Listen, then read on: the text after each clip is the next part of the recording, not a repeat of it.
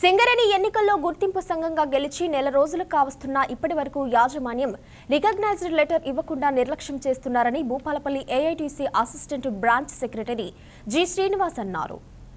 ఆదివారం భూపాలపల్లి ఏరియాలోని కొమ్రయ్య భవన్లో ఏఐటీసీ నాయకులు మీడియా సమావేశం నిర్వహించారు. ఈ సందర్భంగా వారు మాట్లాడారు. సింగరేణిలో కారుణ్య ఉద్యోగాల నియామకం కోసం అన్ఫిట్ అయిన మెడికల్ వీటీసీ కొరకు సుమారు 4 నెలలుగా ఎదురు చూస్తున్న నియామక పత్రాలను ఇవ్వకపోవడం సరైంది కాదని అన్నారు. మొన్న జరిగిన ఎలక్షన్లలో సింగరేణి వ్యాప్తంగా ఏఐటీసీకి రికగ్నిషన్ ఇచ్చిన కార్మిక సోదరులందరికీ ధన్యవాదాలు.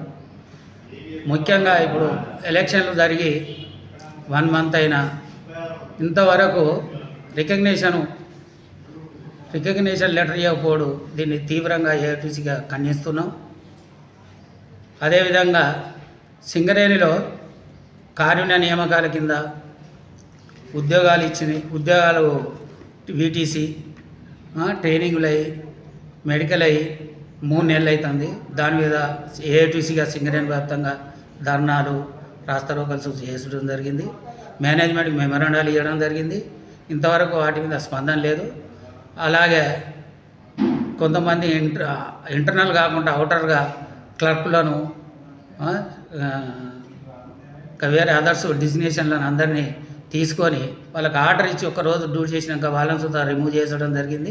వాటి మీద సుధా సింగరేణి వ్యాప్తంగా ఆందోళన చేసడం జరిగింది. ఏఐటీసీ తరఫున సింగరేణిలో గుర్తింపు సంఘంగా సింగరేణి కాలరీస్ వర్కర్స్ యూనియన్ గెలిచి నెల రోజులైనా కూడా గుర్తింపు సంఘం పత్రం ఇవ్వకుండా మేనేజ్మెంటు నిర్లక్ష్యం చేస్తుంది. దీన్ని సింగరేణి కాలరీస్ వర్కర్స్ యూనియన్గా దీన్ని తీవ్రంగా ఖండిస్తున్నాం. ముఖ్యంగా సింగరేణిలో మెడికల్ అన్ఫిట్ అయి కార్మికులు దాదాపు 3 నెలలు అవుతుంది.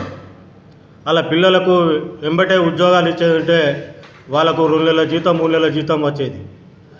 మేనేజ్మెంటు గవర్నమెంట్తోని ఈ పత్రాలు ఇప్పించాలనేసి నానా రకాలుగా